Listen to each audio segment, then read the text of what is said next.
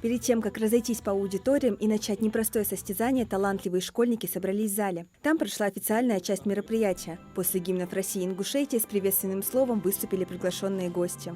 Позвольте от лица министра образования и науки Республики Ингушетия Цароева Ахмедбашира Багаудиновича поприветствовать и пожелать удачи всем участникам регионального этапа всероссийского конкурса «Большие вызовы». Удача и сосредоточенность здесь пригодится каждому участнику. Экспертной комиссии придется нелегко. Ведь юные изобретатели готовились долго и постарались показать самые разнообразные и уникальные работы, демонстрируя широкий спектр научных направлений. Большие вызовы – это возможность для школьников реализовать свои идеи и получить опыт проектной деятельности. Наш проект называется «Методическая лаборатория для математики».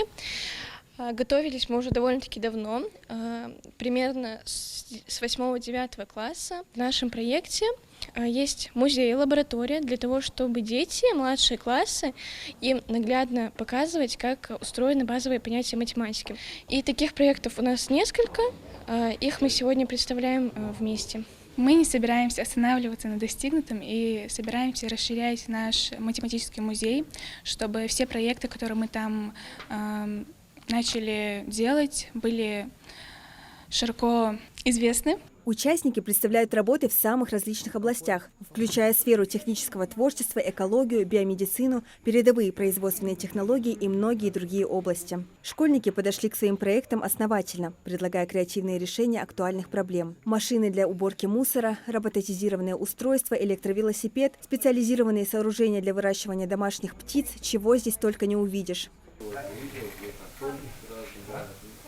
Асия Даурбекова вдохновилась на создание своего проекта после того, как увидела робота у своего наставника. За 2 недели изобретательница разработала специальное устройство для сборки яблок и попросила учителя подать заявку на участие в конкурсе. Она планирует и дальше совершенствовать свою работу. Пришла мне идея так.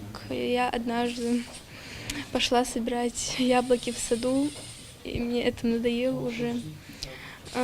И мне пришла такая идея, почему бы мне не придумать робота, который будет собирать яблоки. Я хочу его еще доработать и участвовать в других конкурсах. В 2025 году «Большие вызовы» отмечает свое десятилетие. Это главный конкурс федерального куратора Центра «Сириус». Конкурс отличается от других тем, что проекты должны быть не описательными, а нести в себе исследовательскую основу, что требует больше подготовки. Всего на участие от Ингушетии было подано более 80 заявок, из которых эксперты отобрали 45 лучших работ для участия в очном формате. Конкурсанты получают возможность поехать в «Сириус» на очную смену по проектированию, а победа в проекте приносит 10-15 баллов дополнительно к результатам ЕГЭ. Для будущих участников я бы пожелал 2 основные вещи. Первое – это внимательно участвовать и слушать наставника, преподавателя на уроках, в курсах дополнительного образования.